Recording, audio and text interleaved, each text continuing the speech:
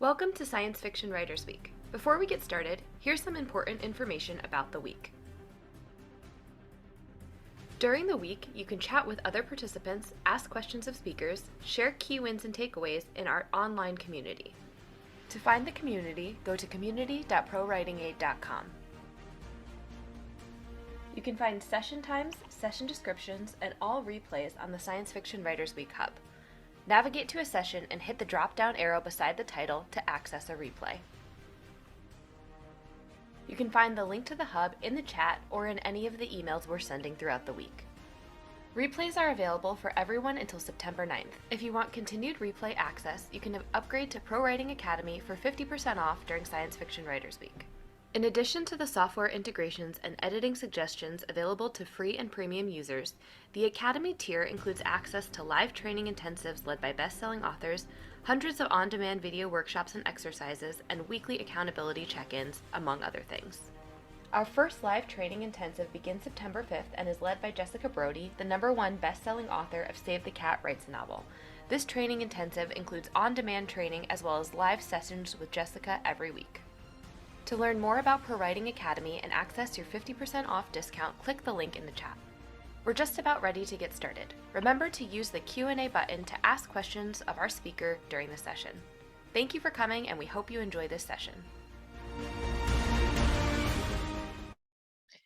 All right. Hello, everybody. Great to see so many of you here. I am also so excited for this session because Jessica is just the greatest, and this is going to be so much fun. Hi, everybody. If we have not met yet already, my name is Haley. I'm the head of education at Pro Writing Aid, and I am thrilled to announce that we are joined by Jessica Brody.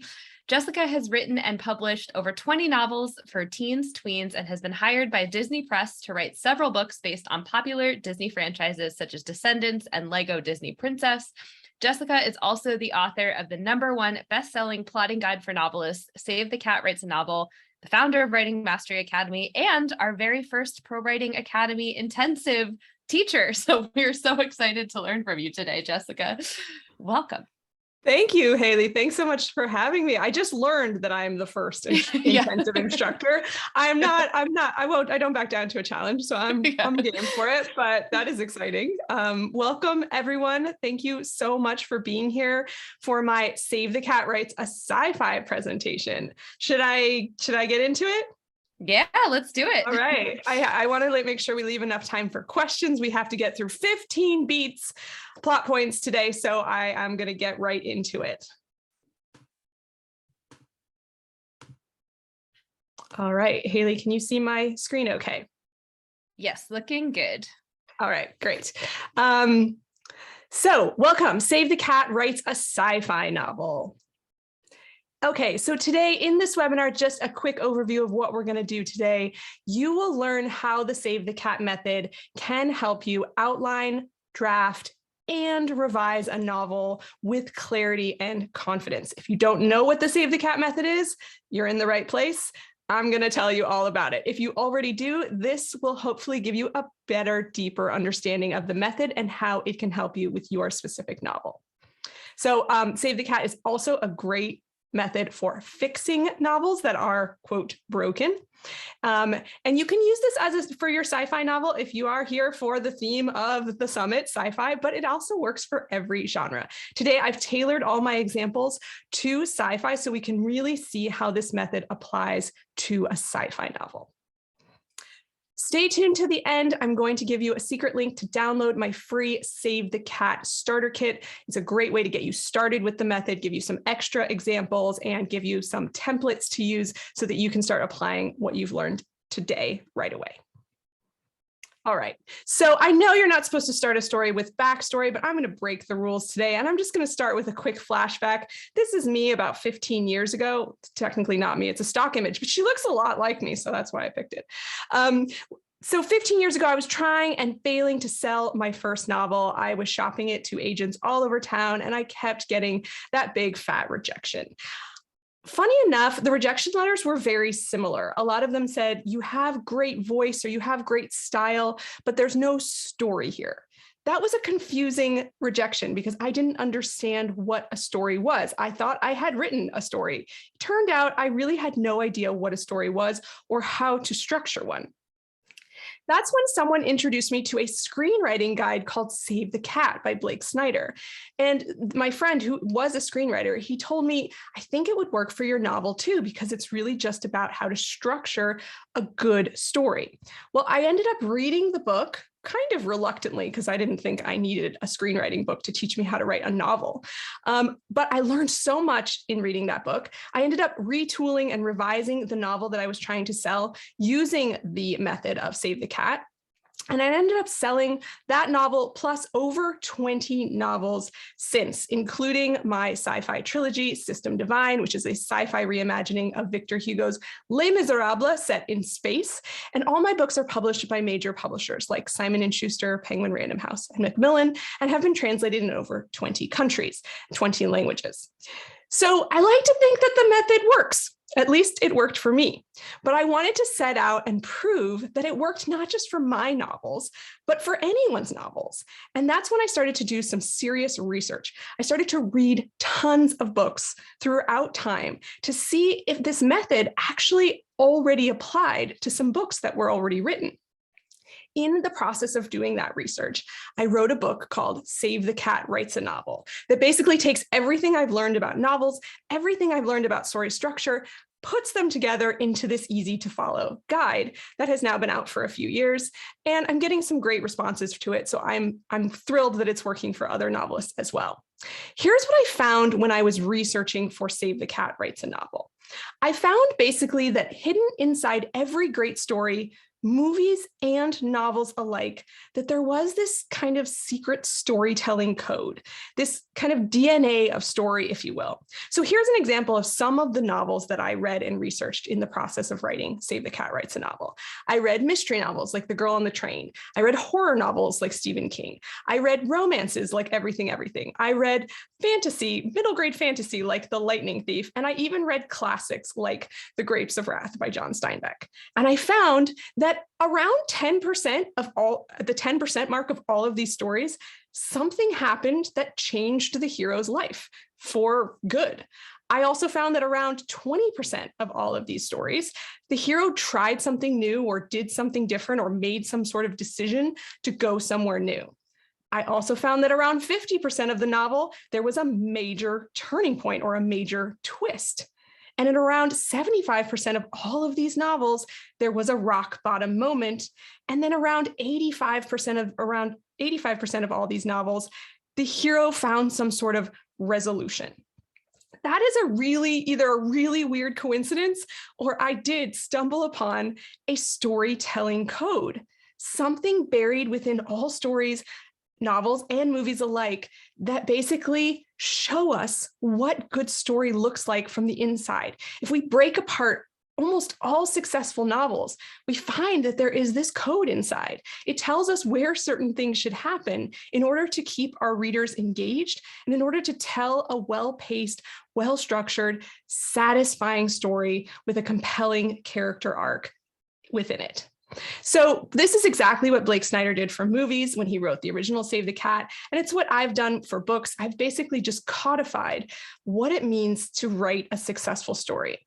So Blake Snyder didn't invent anything new. I didn't invent anything new, but he did give these turning points or these major events that happen over and over. He did give them his own names, just, to be fancy. So we call it things like the catalyst, the break into two, the midpoint, the all is lost, and the break into three, among others. And these are 5 of the beats or plot points that we're going to study today as we crack open successful sci-fi novels and see that these same beats and plot points appear again and again and again across the genre. So what exactly is the Save the Cat method? Believe it or not, it really does not have a lot to do with saving cats, but I'll get to that in a minute. Basically, it is a structure blueprint. It's a series of plot points, 15 to be exact, that can be found in every great story ever told. But I like to think of the Save the Cat method as a transformation machine. If you've ever heard someone say your hero has to transform, your character has to change, your world has to change, something has to change in your book, how do you track a transformation across 400 pages? How do you know you're transforming your hero at the right speed, in the right places, with the right organic triggers? Well, that is what the Save the Cat method is meant to do, to help you track your hero's transformation across an entire story. So what happens with this Save the Cat method and these 15 beats that we're going to study today is an imperfect hero goes into the beat sheet, as we call it, and a less imperfect hero comes out. The Save the Cat method is designed to transform heroes. So the Save the Cat beat sheet, as I've been talking, is a 3-act, 15-beat structure blueprint. It's what makes your story compelling. It helps with pacing. It helps hold your reader's attention and leaves your reader feeling satisfied. All the things that we want when we write a novel, correct? So let's get into it. Oh, before we do, when should you use the Save the Cat method? There's some misunderstandings here. A lot of people hear plotting method or structure method, and they think this is only for plotters. Pantsers are those who like to discover the book as they go or discover the draft as they go and don't like to do a lot of plotting or outlining in advance. You can still use this method. It's just a matter of when you're going to use the method. So when are some good times to use it? Obviously, outlining or fleshing out a new story idea is a great time to use the Save the Cat method. Test driving a new story idea is also a great way to use the method. This is what I do when I come up with a new story idea. I sit down and I see if I can maybe get 10 beats down. If I can figure out just really loosely 10 of my 15 beats, I pretty much know that I can write this to the end. I know that this story has legs, as they say in the screenwriting business. And if it doesn't, if I can't come up with those beats, or I'm really struggling to, either the idea is not strong enough or I just need to think about it more. So figuring out what's broken in a story. If you've ever gotten feedback from a critique partner or a beta reader that says, I just don't think it's working, but I can't tell you why. Or if you have that feeling yourself, we writers have a sixth sense about things not working, but we don't always have the sixth sense about why it's not working. This is not a good program that those things don't work together. But figuring out what's broken in a story, this can really help you do that. Revising an existing story. So if you have fast drafted or pantsed your way through a first draft, and now you have to figure out if it's working, why it's not working, where it's not working, and where it is working, the Save the Cat method is a great way to do that. You simply compare what you have to the 15 beats that we're going to go over today, figure out what beats are missing, what beats are coming too early or too late, and maybe what beats are not hitting or having the most impact that they can have. And then you can create a revision plan based on where you find those shortcomings. It's also a great method for getting back off track after you've wandered 300 miles off course in your current story, which all of us are guilty of at some point. We just love to go down these random sidetracks about, some character's uncle's backstory with a farm. Who knows? But we do it. This can help us steer us back in the right direction and make sure we're on course toward that finish line. Okay, but why is it called Save the Cat? That is the big question. So Save the Cat is referencing the moment in a story when a hero does something redeeming or gets the reader on their side, gets the audience behind the hero. It's not a requisite. It's actually not one of the beats. It's just a little tip or trick that Blake Snyder put in the original screenwriting guide, and I also put it in the novel guide, to help you make sure that your hero is redeemable and that your reader can get behind them. So a most famous example of a Save the Cat beat or a Save the Cat moment in action is in the scene in the movie Aladdin, when Aladdin steals a loaf of bread, gets chased through the whole marketplace by cops, and then what does he do at the end of this kind of unlikable action? Well, he gives the bread to a starving mother and child. So that is Save the Cat. At that moment, we're like, okay, we like this guy. We're going to keep following him through the story. It's not a requisite moment that you have to have in your story. It's just a fun tip that helps you create likable heroes. Why is it called Save the Cat if it's such a small part of the book? Well, because it had the best name. That's all. So what else can I say? It had a catchy name. They put it on the title. They put it on the cover. And there you have it. Save the Cat was born. But let's get into what Save the Cat really is, because it's not really about that one moment. It's about 15 beats across an entire story that make up a compelling, told story. So how we're going to do that, I'm going to introduce you to the 15 beats using the 15 beat sheet. I'm also going to take one sci-fi novel and take you through the entire beat sheet with each beat so you can see how each beat applies in a novel that hopefully you have read or are familiar with. And then at the end, we're going to put them all together and we're going to study another beat sheet of a popular sci-fi novel so you can see those beats in action once more. And finally, we're going to do some Q&A at the end. So the first book we're going to take through and see how and break apart and see how it works as we move through the beat sheet is a sci-fi novel called Cinder by Marissa Meyer. This is the first book in the Lunar Chronicles, a space opera series. If you haven't read it, I'm sorry, this is going to spoil a lot of the story, but it has been out for over 10 years, so hopefully I get a little free pass there. It doesn't mean that you shouldn't still read it because Marissa Meyer is a master storyteller and plotter, which is one of the reasons I chose this book because it is such a good structure. So let's get into it. I should note, Cinder, as you might guess from the title, is a sci-fi retelling of Cinderella set in the distant future. Okay, so our 15 beats, here's how to read the beat slides. Up on the top, you'll see what beat we're at, what number it is of the 15. Along right underneath, you're going to see where we are in the total novel roadmap. 3 acts, 15 beats. You'll see that that bolded one on the left is where we are right now. Right underneath on the left, you'll see again what beat we're in and where it appears in your novel. So you'll notice that 1% mark. The percentage marks that we're going to see are at what percent this happens in your story. Keep in mind, these are guidelines. These are taken from averages of lots of different types of novels, but they're to be used as guidelines to make sure that you are hitting the right moments around the right times in your story to have the most impact on your reader. You'll also notice in that black box, it says single scene. That means that this specific beat happens in one scene. So you get one scene to create the opening image. You're going to later see multi-scene beats going to span over multiple scenes or chapters. And what does it do? Well, first of all, it sets the tone, style, and mood of the story. If you're writing a sci-fi, there probably should be some sci-fi elements here. It should feel like a sci-fi. If it's a moody sci-fi, we want that moodiness. If it's a dark sci-fi, we want that darkness. If it's a comical sci-fi, we might want some comedy there. But basically, the opening image is a before snapshot of your main character, who from here on out, I'm just going to call your hero because it's a better word, a more powerful word, I think.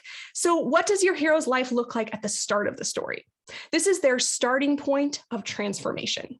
It shows, in essence, in a single scene, who the hero is and what their life is like at the very start of their transformation. Also in sci-fi, it's important that we get a first glimpse of your world here. What does that world look like and what are its problems? All of this works best when you create us something visual. It's why it's called an opening image and not an opening monologue or an opening info dump or an opening narrative. It's called an opening image because we want that visual. We want to drop the reader right into the story in an active scene. So showing your hero interacting with their world is a great way to bring your hero or your reader into that world. So let's see what that looks like in our example, Cinder. We open up in Cinder where Cinder herself is replacing her old rusted metal foot with a new one. So instantly we know, okay, not everyone has a metal foot, so there's something different about Cinder. So we learn quickly she's a cyborg who works as a mechanic in the new Beijing marketplace with her android friend Eco. Right away, we're getting sci-fi vibes, we're getting future vibes, and we know who Cinder is. In that same scene, we see Prince Kai arrive at her booth and ask to repair his broken android, so we know things about a little bit more about the world here.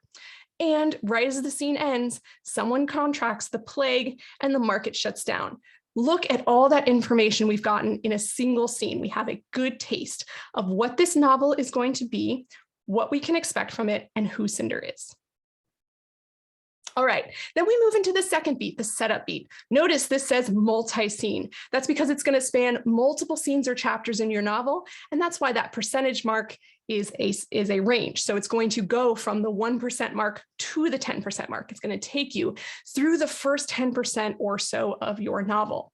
So what happens in this beat? Well, these are when we have scenes that we use to explore the hero's status quo life and all its flaws. It's important to set up that status quo world so that when big things start changing, we understand what those changes mean to your hero and their world. So what does the hero's life look like before the epic transformation? We basically expand upon the opening image in these scenes. If you need to put a save the cat moment in or you think it's necessary, it usually comes within the setup beat to really get the reader on your hero's side. This is where we also introduce some other supporting characters if you have them that are going to be important.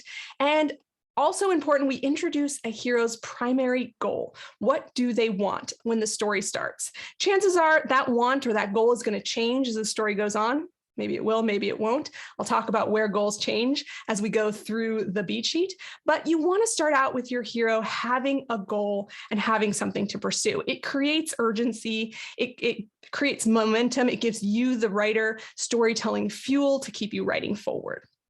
So it should be something external and tangible that the hero is pursuing, meaning that the reader can track this goal and knows when the hero has achieved it or lost it.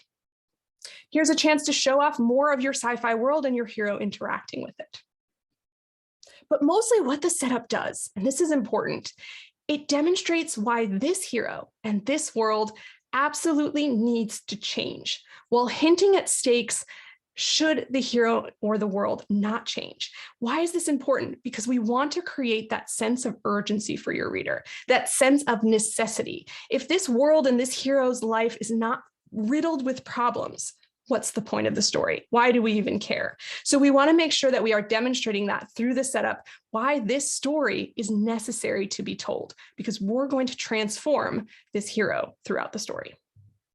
Okay, so in Cinder, these are the pages where we see more of Cinder's world. We learn that it takes place in the Third Era, which is post-World War IV. We meet her evil stepmother, remember Cinderella retelling, who treats her terribly. She is friends with one of her stepsisters named Peony. It's her only human friend. We learn that there's an annual ball coming up and Cinder wants to go. There you go. There's that goal that she's actively pursuing. She also wants to fix the prince's android from the first scene. And we learn that Queen Levana, our primary nemesis of the story, rules the kingdom of Luna on the moon. So we get some world, we get some wants, and we get some problems right in that setup beat. All right. Somewhere within the setup, a single scene around the 5% mark, but I just say put it within the setup, is a beat that we call the theme stated. Now, what is the theme stated? Essentially, it's a statement made by a secondary character that hints at what the hero's arc or transformation will be. It is very sneaky and very subtle and so much fun to hide, but I love doing it. What the hero will learn, discover, / overcome by the end of the story, we want to drop a tiny hint to that to the reader somewhere within the setup, so the reader just gets a subconscious taste of the kind of transformational journey this hero is on.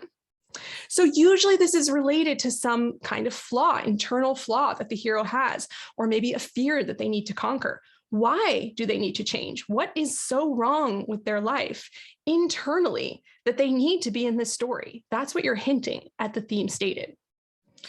The theme stated can also be referred to as a life lesson.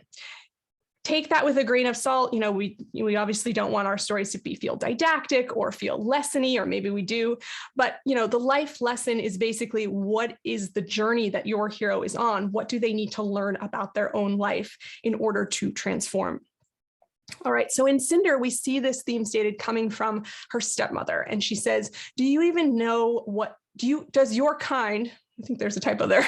Does your kind even know what love is? Can you feel anything at all?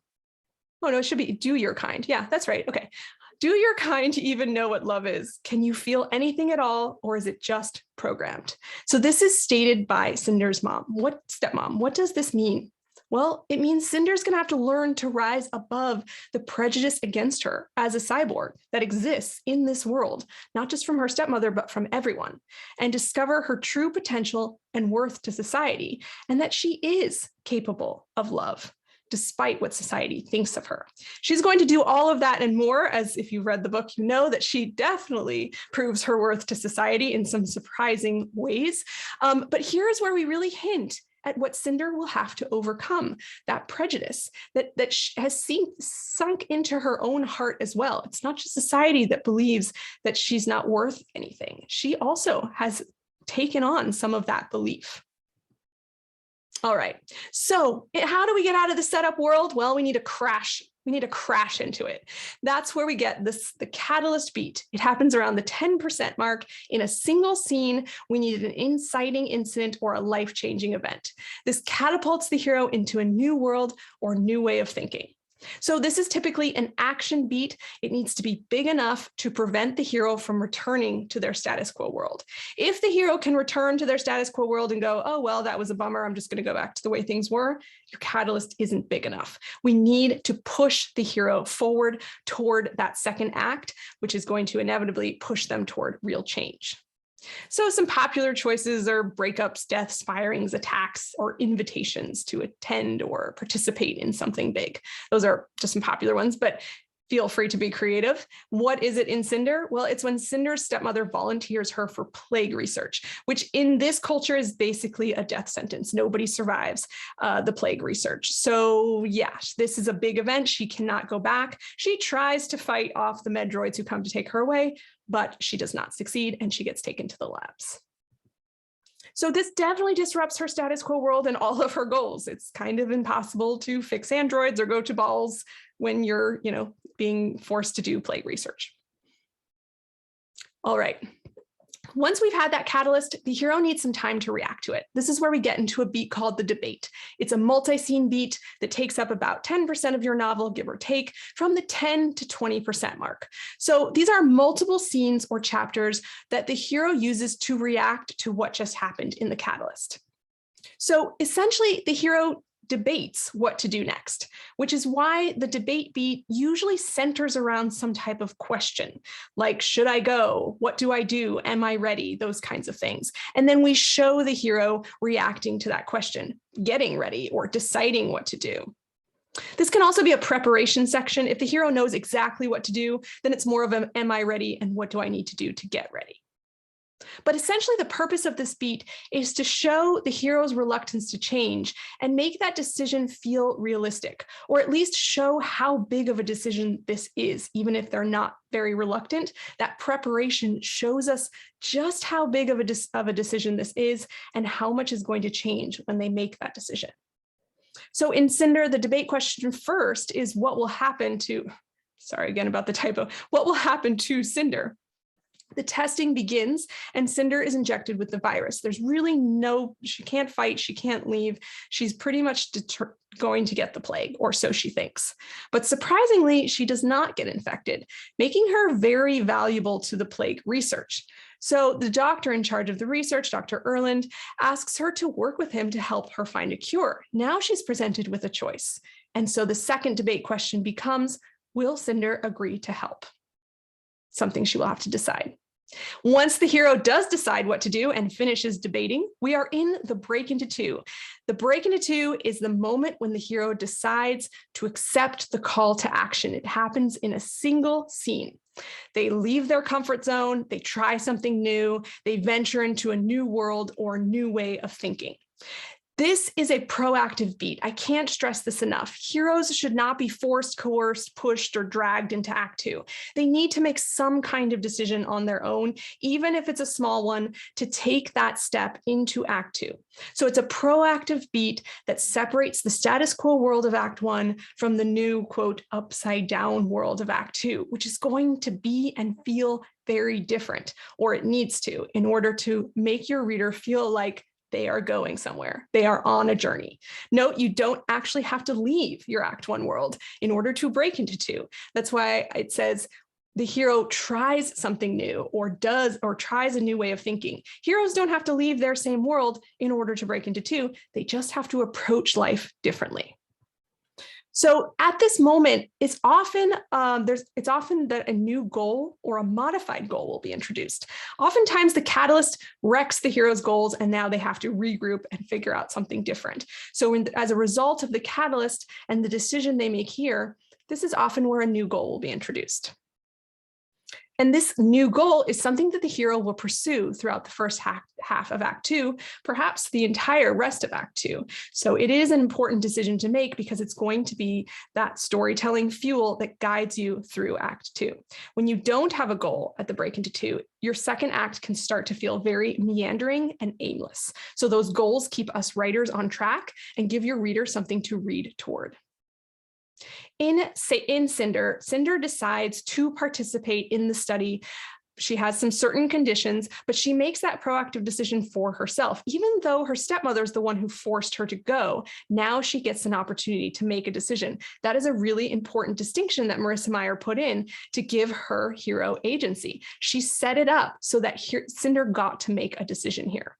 So her primary motivations for making this decision is she wants to help save her stepsister, who has now been diagnosed with the plague.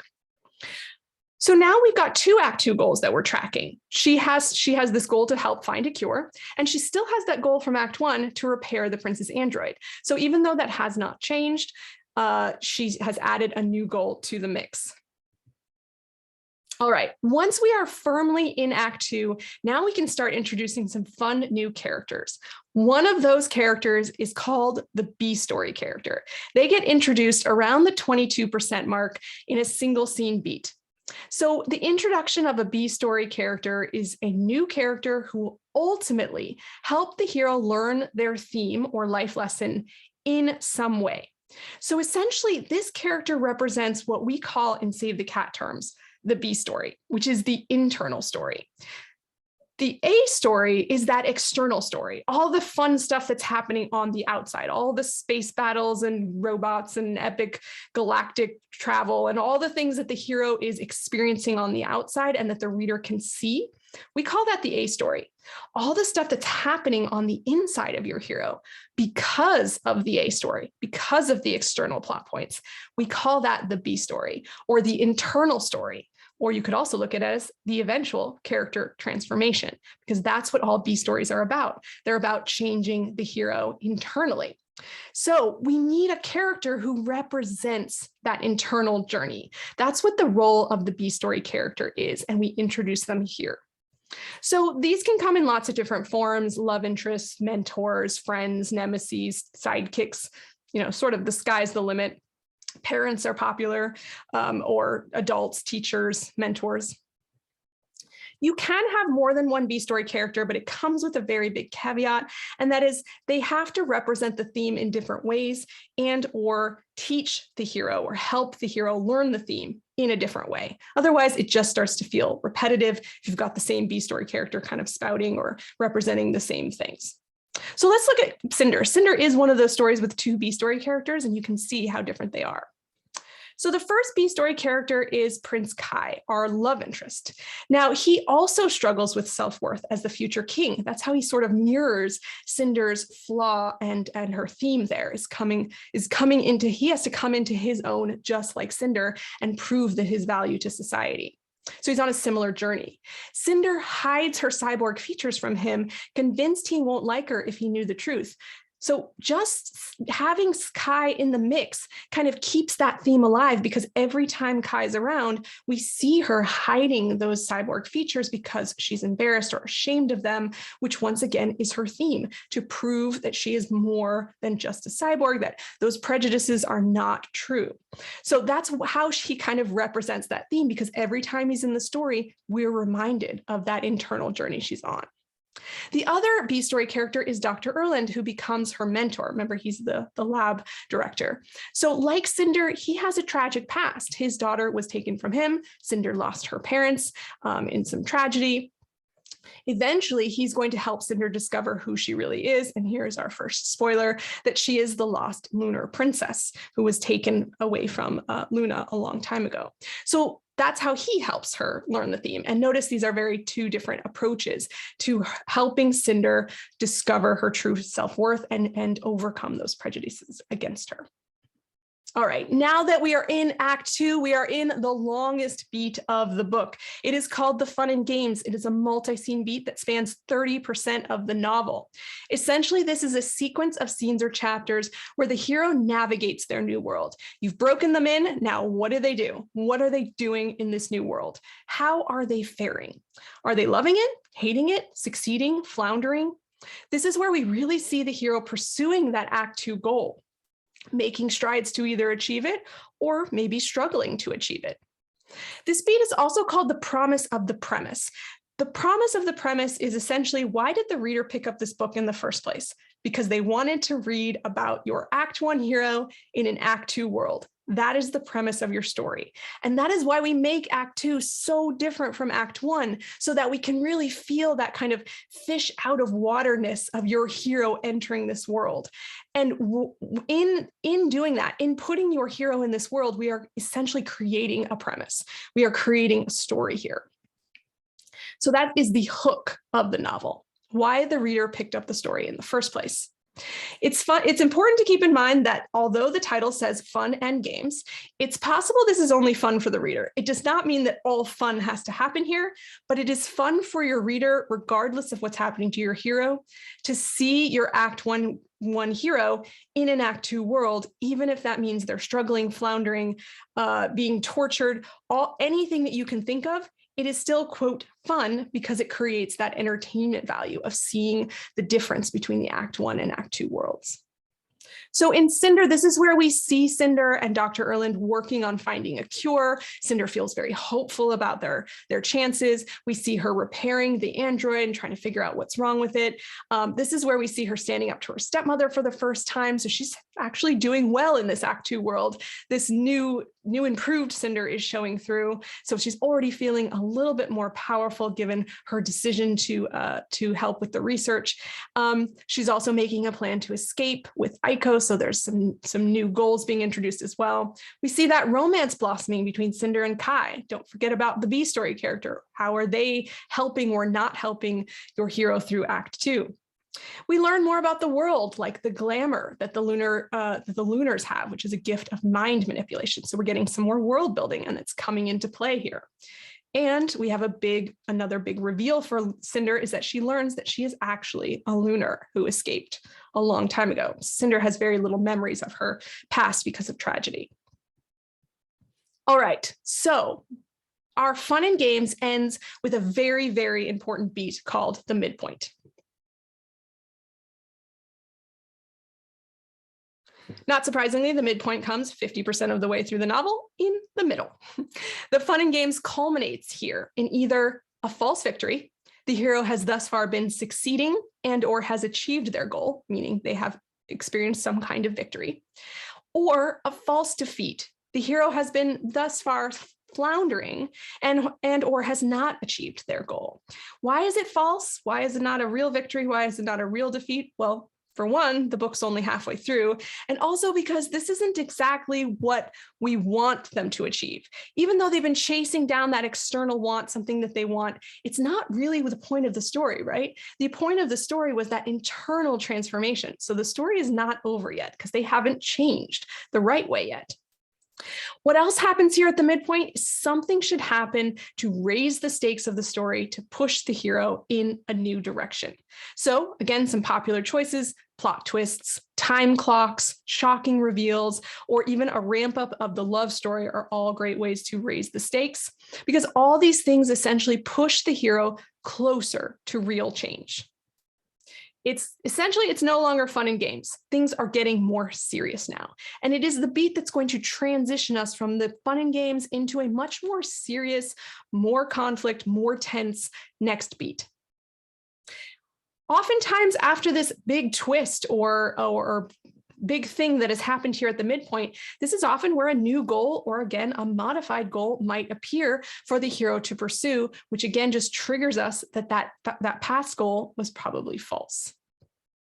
In Cinder, this is where Cinder successfully repairs the prince's android, something she's been working on since the beginning, which leads us to that false victory feeling. We feel like, yes, she's done it. She's done what she set out to do, except for the fact that when she does fix the android reveals that the long-lost Princess Celine, the true heir to the lunar throne, is alive. Everyone thought she was dead and was brought to Earth years ago. So suddenly a twist. The stakes of the whole world have been raised.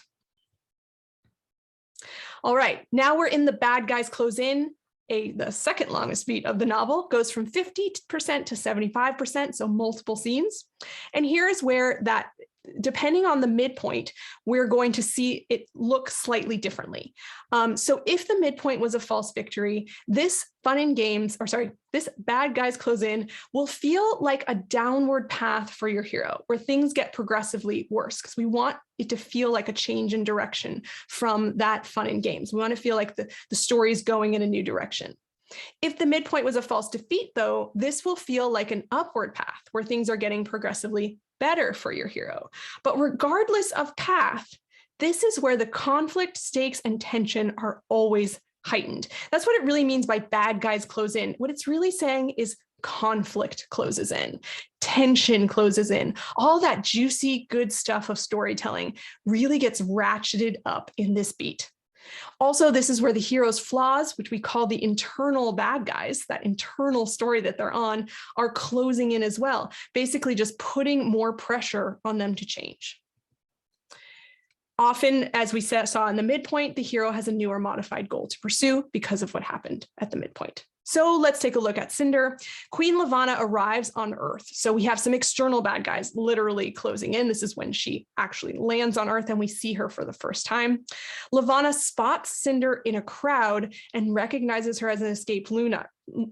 There we go, that tension ratcheting up. Levana offers Kai the cure to the plague in exchange for marrying her.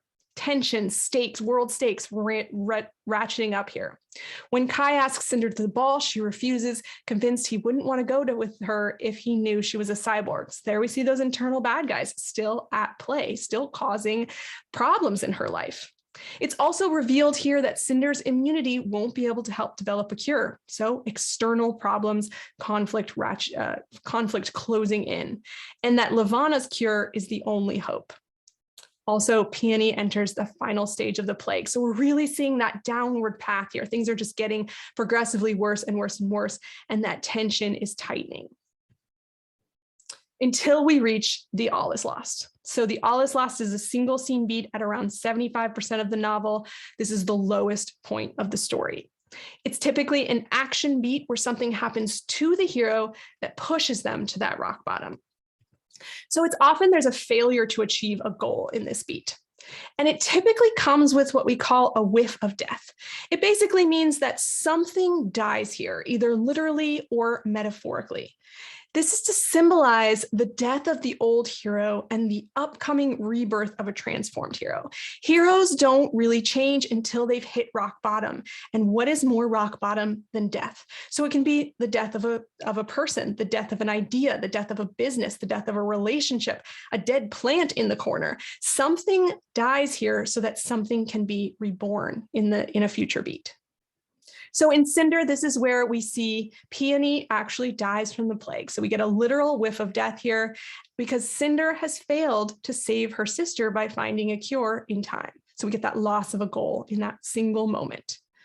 Shortly after that, she goes to visit Peony at the hospital. Cinder's stepmother has Cinder arrested. She fights and she manages to escape this time, but still there's a warrant out for her arrest and she's lost her stepsister.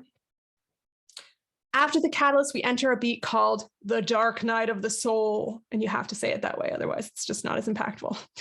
This is a multi-scene beat that takes us from the 75% mark to the 80% mark. This is another reaction beat, similar to that debate we talked about earlier, where the hero takes some time to process what has happened. So yes, similar to the debate. I like to call it the wallowing beat. Heroes are always wallowing and crying and moping around in this beat, although sometimes they just get angry and kick things. It depends on your hero. But heroes basically should be worse off here than they were at the start of the novel. Essentially, this feels like the darkest hour, but really It's the darkness before the dawn, because they are getting so close to that real change at this moment. It's the moment before the hero finds a solution, the darkness before the dawn. This moment often includes what I call a dark night epiphany. It's where some final clue or final piece of information is revealed, it falls into place, and suddenly the hero goes, aha, and they have a life-changing realization. So in Cinder, this is where we see Cinder fighting with her stepmother, who blames Cinder for Peony's death. So just like really twisting the knife in her grief here. Her stepmother has also sold off poor Aiko, the android, for parts, leaving only her personality chip behind. So we get another whiff of death here. Cinder mourns the loss of her sister and android friend and makes plans to leave the city. So she just wants to escape.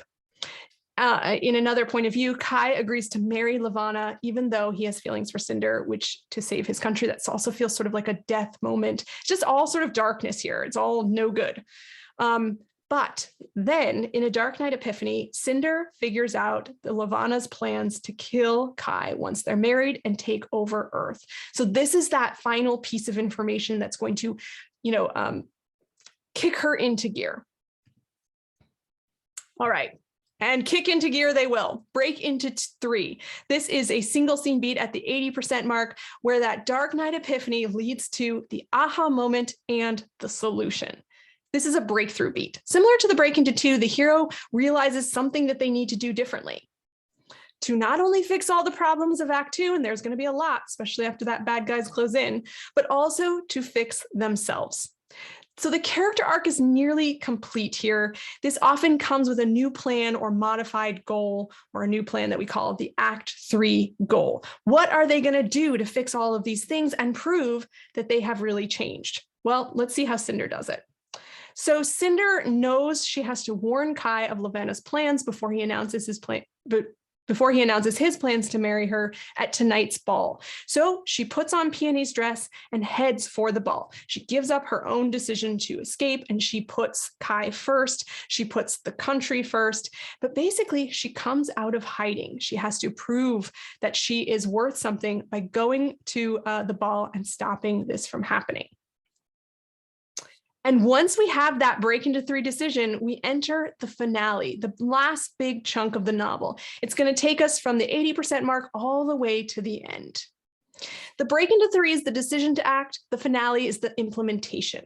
So the hero must prove they really have learned the theme by enacting the plan or goal they came up with in the break into 3. Essentially, bad guys are destroyed, flaws are conquered, hostages are rescued, lovers are reunited, and often the B-story character will step in to help in these scenes. But remember, it's never easy. It needs to be a test, which is where we throw lots more conflict at our hero to have them really prove that they have what it takes. So not only is the hero's world saved, but it's usually a better place than it was before. That is, if you're not writing a series, then you probably want to keep that world problematic so you have more places to go. Cinder is part of a series, but let's look at what the finale consists of.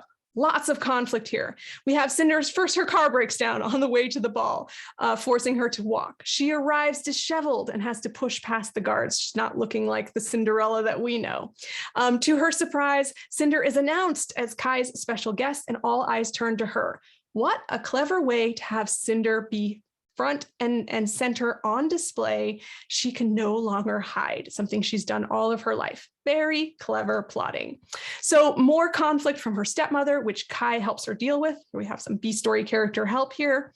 Cinder warns Kai of Levana's plans, but Levana tries to glamour Cinder into shooting herself. Cinder resists, using her lunar gift for the first time. And now we see that theme coming out. We see her coming into her own, embracing who she is and proving her worth as not Princess Celine, because she doesn't know that yet, but just who she is as a lunar. In her escape, her metal foot falls off, which is a nod to the glass slipper, lovely, revealing to everyone and Kai that she is a cyborg. She is now outed. Kai, angry that Cinder lied to him for so long, imprisons her and hands her over to Levana in exchange for peace between Luna and Earth. So the plan did not quite go as planned, but because it's the start of a series, we're going to see more from Cinder. But as we're going to see in the next beat, she has come out of it transformed. So in our final image, this is where we have that after snapshot. Remember, we had the opening snapshot in the opening image. Now we want to see who your hero is after this epic transformation. This is that end point of transformation. It shows in a single scene who the hero is after this exciting journey has changed them. So again, this works best when it's visual. And when you add some sort of little mirror to the opening image, it can be very small. The hero can be in the same place. They can have, there can be a similar object in the room, but something that mirrors that opening image is going to be a visual cue to your reader that this is the bookends of their journey, and look how much they've changed. So in Cinder, we see Cinder waiting in prison to be transported to Luna. Dr. Erland, her other B-Story character, arrives with a brand new metallic foot. There's the mirror to the opening image where she was actually replacing her metallic foot. So we get that object mirrored there. He offers to help her escape, but she refuses, knowing Levana will start a war over her, and she doesn't think she's worth that. So we're getting a test right at the last minute, a test of that theme. Has she really proven that she has what it takes to overcome those prejudices? Well, Dr. Erland then reveals that she is the long-lost Princess Celine, and she is worth it. So Cinder feels her lunar gift inside her and realizes that she has the potential to save Kai and Earth from Queen Levana, and she has to at least try. And that brings us in the end of Cinder and into the final book. All right, so that is the beat sheet. 15 beats. Wow, I did it in like 45 minutes. That might be a record. Let's put them all together very quickly and see what they look like in a completely different sci-fi novel. We're going to now break down Ready Player One by Ernest Cline. I'm going to go pretty quickly through this. This is just a beat sheet overview, but actually this full beat sheet is broken down in much more detail in Save the Cat Writes novel if you'd like to take a look. Once again, spoilers. All right, what happens in Ready Player One and how does it fit into these 15 beats? Very quickly, we have an opening image where Wade introduces us to the world of 2045 and the ultimate Easter egg hunt, the search for $1 billion Easter egg inside a virtual reality video game called The Oasis. Okay, we are in the world. Setup, Wade, aka Parzival, lives a crummy life, lots of problems.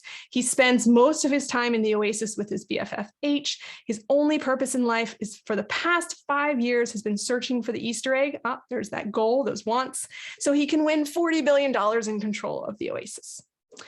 Our theme stated comes from his nemesis, IROC, when he says, "You both obviously need to get a life." It's a very subtle nod to the fact that Wade spends all of his time in a virtual world, and this theme is about learning to embrace reality over virtual reality. Reality is where true happiness is found. This is something that Wade will learn by the end of the story. Catalyst, Wade stumbles upon a clue that he believes will lead him to the first key in the hunt. All right, things are happening now. We are launched into a new part of the story. But how will he get there? Wade quickly solves this problem by using his gift of ingenuity.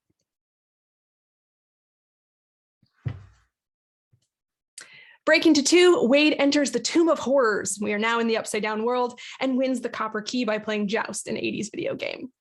The B story, after winning, Wade meets Artemis, his longtime crush, who is also close to finding the Copper Key. Artemis will eventually help Wade learn that it's better to live in the real world than the virtual one he's been hiding in. In the Fun and Games, we see Wade become famous for being the first player to find the Copper Key, but he loses that quickly as more players catch up on the scoreboard, and IOI, the evil corporation that wants to control the Oasis, blows up his trailer park. So we have a false defeat midpoint. During a party, Wade confesses his love to Artemis, who freaks out and breaks up with him. Then shortly after, IOI crashes the party and a virtual war breaks out. Talk about raising the stakes. In The Bad Guys Close In, which was an upward path, we see Wade throwing himself into the Easter egg hunt and making strides toward winning. But Artemis and H find the second key first, so there is still conflict and tension there. In the All Is Lost, Sorrento, the head of IOI, clears the second gate, putting him at the top of the scoreboard, and then finds the third key. It looks like IOI will win control of the Oasis, which is our whiff of death, the death of life as we know it. Dark Night of the Soul, Wade wallows and plans a virtual and real life suicide, but he figures out where the second gate is, that's his Dark Knight epiphany, clears it, finds the third key, and discovers the location of the third gate. But IOI has built an impenetrable stronghold around it. So what does he do? He breaks into 3 with a plan that he actually hides from us. We don't find out what it is until the finale, where Wade enacts this plan, which includes hacking into the IOI system, bringing down the stronghold, and joining forces with his team to clear the final gate and find that Easter egg. Wade meets Artemis, aka Samantha, in real life, claiming he has no interest in going back into the Oasis because real world is pretty good. Ta-da! There you have it, 2 full sci-fi novels broken down in less than an hour. If you'd like to go further into the method, please download my free Save the Cat Starter Kit. You can go to jessicabrody.com/stc-webinar. Hopefully someone will put that in the chat. And this is where you can start using the Save the Cat method to outline, draft, revise, or fix your novel. You'll get a PDF cheat sheet with all the 15 beats, plus 3 full beat sheet breakdowns, so more examples, and a blank beat sheet template to help you craft your own bestseller. All right. Thank you, Jessica. So much, mind blowing, as Rachel is saying in the chat. We're going to get to questions. We have a lot, but before we do that, I wanted to talk about the Pro Writing Academy intensive that we have coming up with Jessica, because I know so many people are interested in it and we've gotten some questions. So we're going to talk about that and then we'll get into questions. I should say, Haley, I'm happy to go over to answer questions if there's Perfect. time in the schedule. Yes, we do. Okay. We have an hour-long break, so we do have time to answer some questions. And I just want to first say, now everyone can see why I was so excited about having Jessica be our first intensive instructor. It's just, I could listen to you talk about this all day. Okay, so as everybody knows, we're doing a 50% off promotion for Pro Writing Academy during Science Fiction Writers Week, and this is what it's going to include. And first, just a little bit of feedback on the previous version of Pro Writing Academy from Gavin, who has worked through a lot of the challenges. He says that his week one check-in, he was loving the variety of tasks, how it's forcing him to consider so many aspects of his novel, and that the challenge he had was giving him different ways to consider his novel instead of just getting bogged down in the text. Now, that's just one part of what's included in Pro Writing Academy. So the first and most exciting thing I personally think is that Pro Writing Academy includes live intensives by best-selling authors. So an intensive is a period of 4 to 6 weeks where an expert just like Jessica is going to come in, create an exclusive training for the people in Pro Writing Academy, give you that training plan, and then also do weekly calls and check-ins in the community. So it's access to an expert just like Jessica, to their mind, for instruction on a particular topic. And then again, you're also getting weekly live calls with them, as well as their questions or your questions answered by them in the community. Jessica, do you want to talk a little bit about the intensive that you are creating for everyone for September? Yes. So it's called Build Your Story Plan. And essentially over those 4 to 6 weeks, I think I remember what ours is, we're going to be going through 4 elements of your story plan to help you build something out that will allow writing that first draft to just come faster. You can also use the story plan to revise something that you've already written. So essentially, we're going to walk through your character, develop that character, create who they are, figure out the main points of the character that are going to make writing them easier. Then we're going to move into plot. We're going to map your story plot, and we're going to do a whole section on world building. So if you are writing a sci-fi, this is a great time to flesh out that world and figure out some really key details that once again are just going to make the writing easier. And then we're going to finish it off by diving into subplots and side characters, who are actually my favorite to talk about, but just to kind of expand the world and make sure that we are going beyond just those main characters and main plot. This is a great intensive for plotters and pantsers alike, because what I've done is I've broken it down into levels of work. So if you are a pantser who likes to kind of discover, you're probably only going to do the first level of exercises, and that's just going to prime you to have some good ideas to start with. If you're more of a plotter, you're going to probably do all 3 levels of exercises. And if you're somewhere in the middle, you might dabble in level 2, maybe going up to level 3 for some parts. But it's very flexible, because essentially what I've found with working with writers is when you start with some plan, whether that's a very intense plan or just a rough plan, your process will be loads easier. You will have less revising to do at the end. You will be less stuck as you move through the process. So this is a great intensive to take right before NaNoWriMo, or if you're just starting a novel or just starting to revise your novel. Yeah, awesome. And for those asking, the goal for this is to have a plan to write the novel that you can then use to draft quickly, whether right after the intensive or during NaNoWriMo. But again, the goal is to have all of this planned out so that you can either evaluate your existing manuscript or work from this plan, building something for forward. And this is just the first of 4. So Pro Writing Academy is a year-long membership, and it includes 4 intensives led by 4 different best-selling authors. So Jessica's is up first in September on October. And then after that, we have 3 additional best-selling authors. You get access to all of those within your membership. So that's one part of it. The other part is that we also have weekly exclusive accountability groups and meetings. So as everyone knows, one of the hardest things about writing is having the time and the space to show up and write. So in addition to the intensive calls that we also have weekly calls that you can attend basically every single week. We come in, we do writing sprints. We also do additional workshops on topics like marketing, pitching, and more, just to supplement what we have in these live intensives where the best-selling authors come in. We often bring in additional experts for this for these events, folks like Rochelle and Anne, who spoke to you earlier about the story grid method. They have come and done calls at this time. So it's a really great place to just, again, dive deeper into a bunch of different topics. And if you have questions, I see some are coming in the chat. If you can put them into the chat or the Q&A so I don't lose them, that would be great. Okay, so we got the intensives. We got weekly accountability calls. We also have on-demand courses and challenges. So on-demand courses and challenges are available to you from the second that you join the membership. We have over 150 hours of video training and video courses in there. And then we also have dozens of writing challenges that you can access right away. These range in length from about 50 to 30 days. And they basically have day-by-day tasks that you can do for everything from book marketing to editing a novel to writing a dystopia.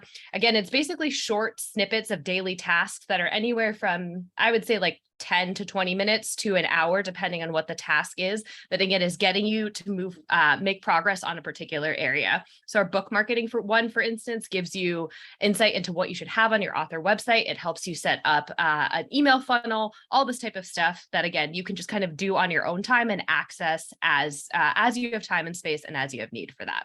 So it includes the intensives, the weekly accountability groups, our on-demand courses and challenges.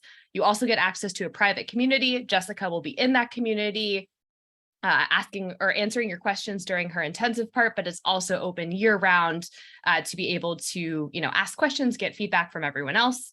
And then if that is all not enough, it also includes ProWriting Aid Premium software. So you get a year of ProWriting Aid Premium as part of that, the line editing and copy editing software. So it's also in there.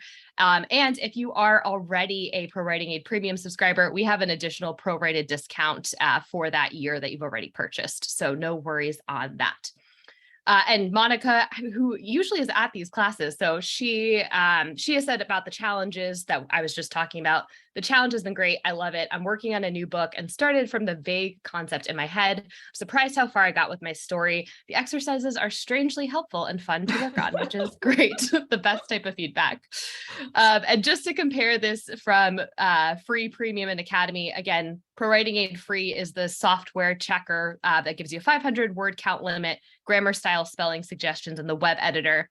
Our premium software version upgrades you so that you have 20 additional reports, no word count limit, and you can edit wherever you write. And then the academy level has all of the software plus those live intensive we talked about, the weekly writing accountability events, the on-demand video library, the on-demand challenge library, and all of that together. And I just saw some people in the chat saying they're traveling next week. Don't worry, the intensive does not start till September 12th with Jessica. So if you're traveling next week, you could actually go on your travel next week and then start at that point. So Christy, the content releases on the 5th, and then Jessica's first call is the week of the 12th. So we give you basically like a week of buffer to start on the content. So that way you can come and ask Jessica your questions about it the week after. So calls are the 12th, I think, through that first or second week of October. So typically Pro Writing Academy is $9.98 per year, but we are doing a 50% off discount for everybody who's here at Science Fiction Writers Week. It's 50% on every single yearly payment. So this first one, as well as anything in the future, if you decide to keep your subscription. And if you already have Pro Writing Aid Premium, you get an additional discount on top of that for the amount you've paid for premium already. So going to drop that in the chat. And with all of that being said, let's get into questions because I know there are a lot. So I'm going to go back and forth between questions while we have Jessica here for everybody on the presentation she just gave. And I do also just want to say, if you have questions about Academy and we don't get to them right now, please just email hello@prowritingaid.com and I'm happy to answer all of those. Okay. Oh, so Sana asks, is the intensive also meant or useful for people who have read and self-studied Save the Cat, which we've talked about, Jessica? You do want to answer that? Yeah, absolutely. So the intensive is actually process agnostic or method agnostic. We wanted to make sure that people who are Save the Cat fans would get something out of it, but people who follow or like other methods will get something out of it. So you'll notice some similarities because in my mind, structure is structure. It's just a different way of talking about it. So you'll definitely be able to apply what you've learned in Save the Cat to what we're doing. You'll just be kind of approaching it, a few of the methods or the few of the steps on your own using, pulling in those Save the Cat, that Save the Cat method. But absolutely, they go together. Yeah, awesome. Okay, so Juan asks, are there any plot points that are present in a novel but not present in a film? No, I mean, of the 15 beats I went over today, those are taken straight from the screenwriting method. And I found them in all the novels. I mean, like Jane Austen and Charles Dickens. So I know they were writing before films even existed. So this is why, what Blake's discovered was just sort of a storytelling code that exists in stories, regardless of genre.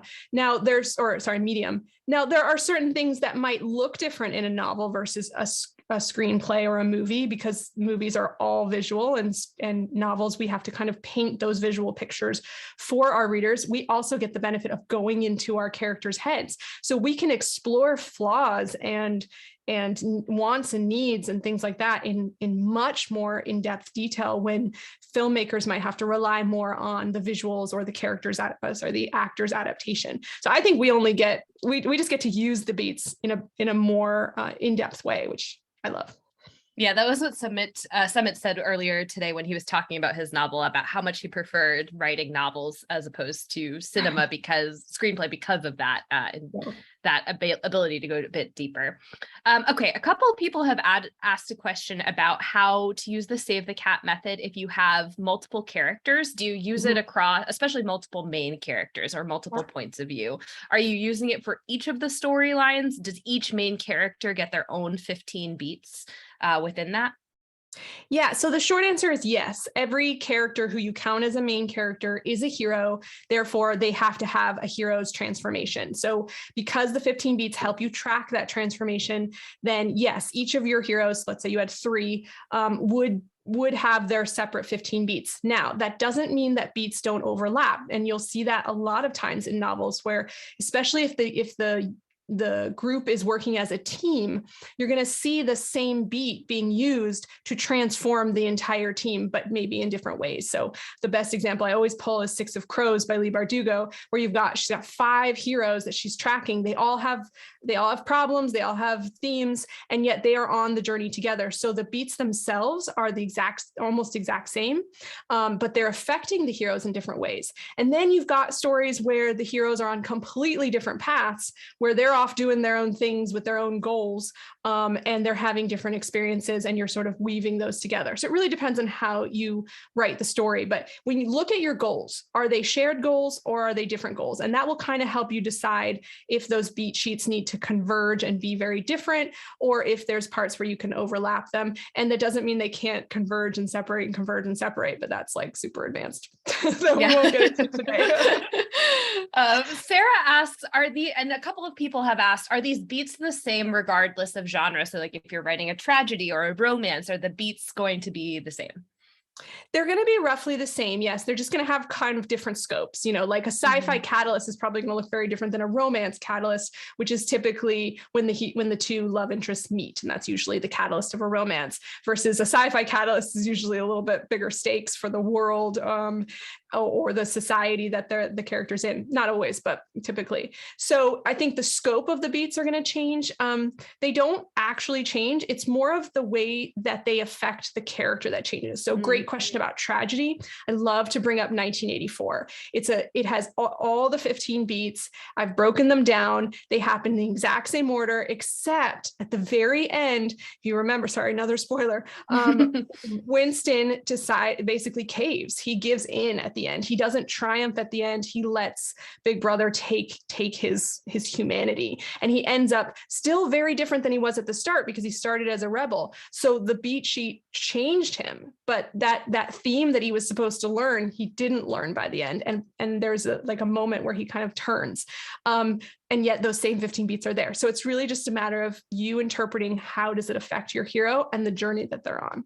Yeah, and I would highly recommend picking up Save the Cat if you're looking for more information on how this affects like different genres and what that looks like. It's just full of so many different case studies of different novels and breaks down just different story types like this and how the kind of beats apply. So big plug for Jessica's book. It's amazing. Okay. So people have asked a bunch of different questions on moving the different beats around. So some are, can we put the catalyst a little bit earlier? Others have asked the introduction of the B story or the B story character. Can we move those? Kai, for instance, I think is introduced a bit earlier than he's introduced a bit earlier in Act 1. So how does that, is there flexibility? Great questions, and some very clever question askers in the audience, because those are the two beats that do move around the most that I've seen, the catalyst and the B story. So what happens was, sometimes catalysts come very early in Andy Weir's The Martian, who I know he spoke, I'm a fangirl. In The Martian, the catalyst is actually before the book even starts. He was left for dead on Mars, and we pick up with him in the debate. But then what Andy Weir does is he kind of mixes up he flashes back a little to the setup. He mixes debate and setup together, so we really do get a picture of where we are, and then he kind of catches us up to the moment of the catalyst. So that's just a little ways to to customize the beat sheet, you could say. So if you are putting your catalyst way earlier, your debate might just serve double duty and you might have a little bit more world building and setup work to do in that debate. The B story character, this one actually, I did notice the biggest change between movies. Is that the B story character will get introduced a lot sooner in books than in movies typically. And the reason for that, I think, is length, because you don't want this major character to be coming on page like 75. Most publishers or editors will be like, can we get this person in sooner? They're a big deal. So Kai is introduced in the opening image. But what's important about the B story character that you should keep in mind, particularly when you introduce them early, is that their role to the main character must change after the break into 2. So they become more important, or their importance or their significance shifts, or their role in the story shifts. So yes, we meet Kai, but it's not until Cinder volunteers for the plague research that she's in the palace every day. She gets to interact with him. So that is that shift that we see, because if we're able to see the B story character and interact with them in the status quo world, then what's the point of going into into the Act 2 world? We want that reason for it to shift their relationship with the character. Yeah, makes sense. Now, a lot of people are asking about the opening image. Some are asking, can the opening image be successful in a flashback? What do you do if you have a portal? Can it be if you have a prologue? Is the prologue separate from the opening image? Yeah, what should that first scene look like? Yeah, absolutely. I'll answer this really quick. Please go to my jessicabrody.com on my blog, search prologue, because I have a whole blog post about it. Because this is a question that gets asked a lot. So prologue, it really depends on the prologue. If you have a prologue where the main character is not featured at all, like you're doing a flashback to something in the world, or maybe a flash forward, or another character's POV, that's great. And it can be really intriguing for bringing the reader in. Then I would probably consider the first scene that your hero is in to be your real opening image, because that's where you're that's where you're introducing the hero. If your hero is in the prologue, then absolutely that can be an opening image. And it can be a flashback if that's an important part of introducing who that hero is and their journey that they're on. Yeah, I think Six of Crows is actually, people will know I use Six of Crows all the time. I think that's another great example of how the prologue is a bit different than the actual opening image. So the prologue is giving background information about kind of what the plot of the book is going to be. It's going to talk a bit about the MacGuffin and what pushes things forward. But the real opening image starts with the first point of view character with Inej. Like that's your classic. Yes. Like these are the people that we're actually going to be following. The prologue is just giving additional information. And one way you can look at that, which I like to look at it, is there's a world opening image in that book, and then there's a character opening image. So we get a glimpse of the world and its problems, and then we get a glimpse of the character and their problems. So you could think of it that way too. Yeah. Okay. What about doing beats over a series of books? How does that work? If you have trilogies, I guess Lunar Chronicles is actually a great example because that's, is it 5 or it's 4? Yeah. Plus some novella in the middle. Yeah. I love the Lunar Chronicles, and so good. So again, a super advanced topic that I'll try to distill down into like 30 seconds. The Save the Cat book does go a little deeper into them, but basically series have beat sheets of their own. So when you think about Princess Celine, Cinder figuring out she's Princess Celine, that is a catalyst for the entire series, right? Like that's a big turning point, and that's what catapults her into the rest of the series. So you could say that's the series catalyst. So the series will have these big major turning points that basically form a giant beat sheet. And it's really kind of cool when you start looking at it. The easiest one to conceive is a trilogy. So because basically you would have like Act 1 is the first book, Act 2 is the second book, third book is Act 3. And if you look at something like The Hunger Games, Mockingjay is just one giant finale. It's just one giant finale. I mean, it actually starts more in the dark night of the soul of the series, but then quickly she agrees to be the Mockingjay, and we are into the third act of the entire series, which takes up the whole book. So you just think of it as like the books in the series are part of a massive beat sheet. Awesome. Marv asks, how does Save the Cat align for a story that starts in the middle of the action, which is kind of like The Martian, where you just are immediately like he's left behind? How does that work? Yeah, I mean, that's just a matter of catching up your reader in an engaging way. And I think it's, I love The Martian. I did notice that Andy Weir's third book, Project Hail Mary also starts when he's already kind of screwed. He likes to kind of like start out with the I'm screwed moment. But then he backs up again and kind of gives us that setup and the stuff leading up to him being on the ship as we go forward. So he does some creative things with flashbacks to provide more setup detail. What I love when some authors will basically like hint at the catalyst at the beginning and then back up in time, that kind of gives you that little taste. The Kite Runner does that really well, where it starts out with basically he says, this was the moment my life changed. I got a phone call and everything was different. And then we back up in time and we lead up to that. So that's just another creative way that you can kind of customize the beat sheet a little bit. Awesome. Okay, so someone says the transformation of the hero sounds like a positive change or growth character arc. Does your method also work for a flat arc? So the character already believes the theme at the beginning, then they maybe question it in the middle, and then they come back to believe it and influence others at the end. And how would it change if they're doing more of a flat arc? I have not read anything like that, so I don't know if I can answer that. Typically, when I get asked the question about the flat arcs or the static characters, like, people will mention like, mystery novels where the detective really doesn't change all that much, like Sherlock Holmes or some more modern ones as well.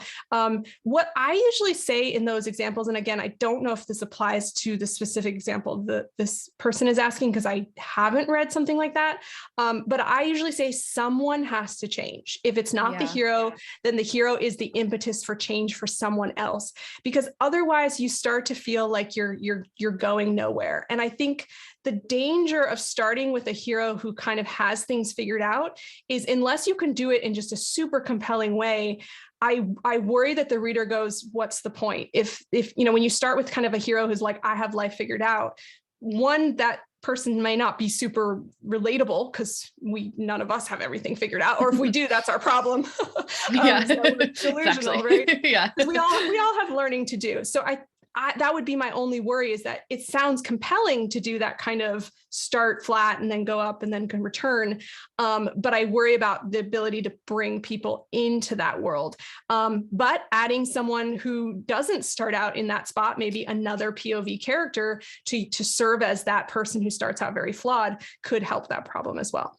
Yeah, I was going to say what actually comes to mind with that is exactly what you said. I think two things also come to mind. One is if the character is going to have that crisis of confidence in the middle act and lose faith in themselves, it sounds like there actually is something going on beneath the surface that's not just they're not just flat confident the whole time. Maybe they have everything working for them, but they don't believe in themselves or whatever, or they need to fix their relationships, whatever's causing them to have that crisis of confidence. Yeah. So that could also, they actually do have growth to achieve, right? Even if that's just like recognizing their power. And then exactly what you were just saying, Jessica, about sometimes I think it could be a question of, is this the right true main character? I think that's kind of how Watson works in Sherlock. He becomes like the character who's a bit more dynamic to Sherlock's just static self. And I think that could also be something you look at. Like, is there someone else that should be the true main character who's experiencing the change? Yeah. The character that comes to mind when you spoke about that, because this is very fascinating to me. I love breaking these down, but the one that comes to mind is Eleanor Oliphant. And Eleanor Oliphant is completely fine. And that is actually the title of the book. She thinks she's completely fine, but she really isn't. And what's really interesting about what the author has done is she has built a character who thinks they are completely fine, but she pokes these holes in it that the reader picks up on, where you're like, nah, I don't think you're completely fine. And eventually she does start to realize that. So there could be something to play with there in that model. Yeah.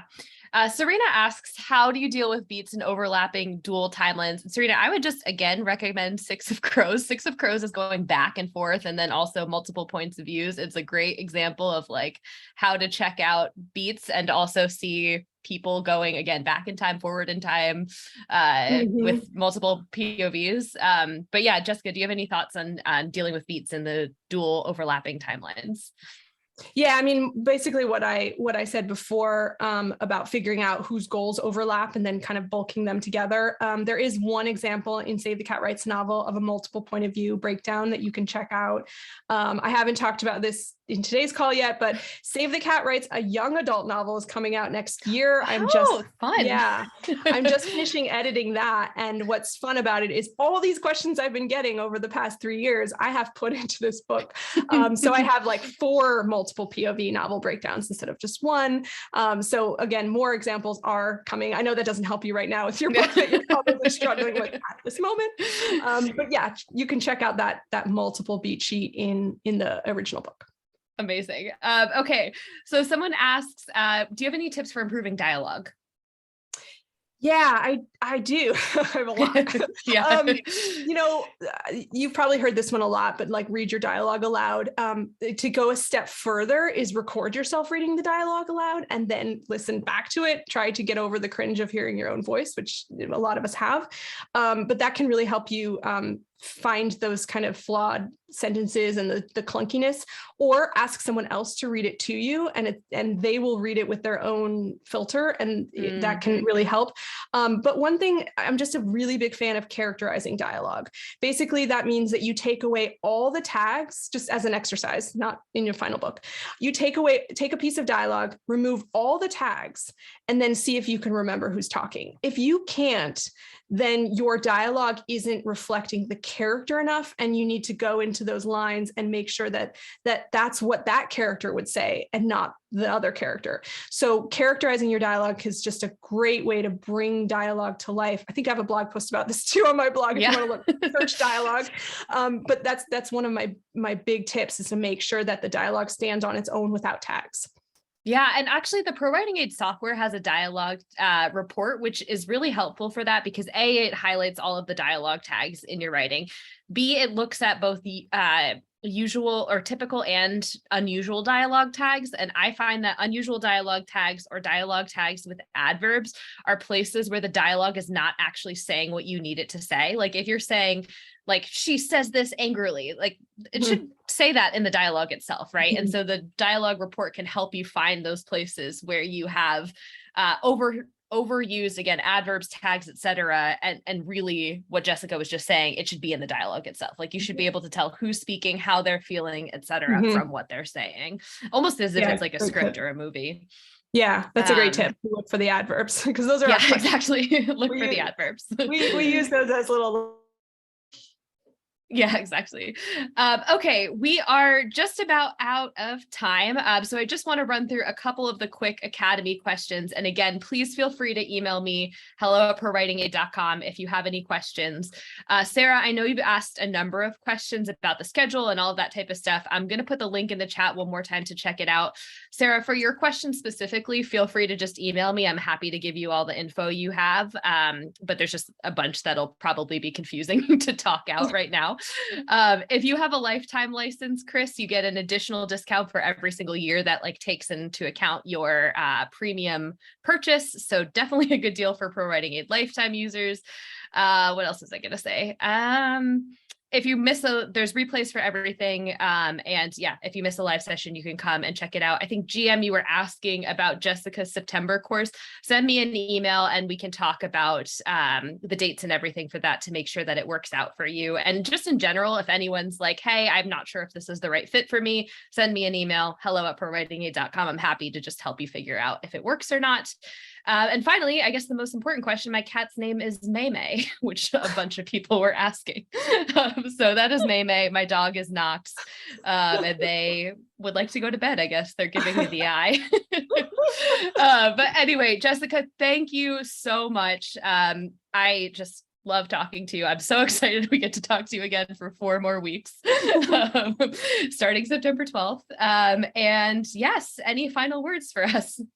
No, thank you again for having me. This was really fun. I hope to see all of you in my I can't even remember the name of it. This is how long I've been talking. Yeah, I hope in my intensive and in my weekly calls. I look forward to answering your questions there. Great. Thank you all so much. Talk to you soon.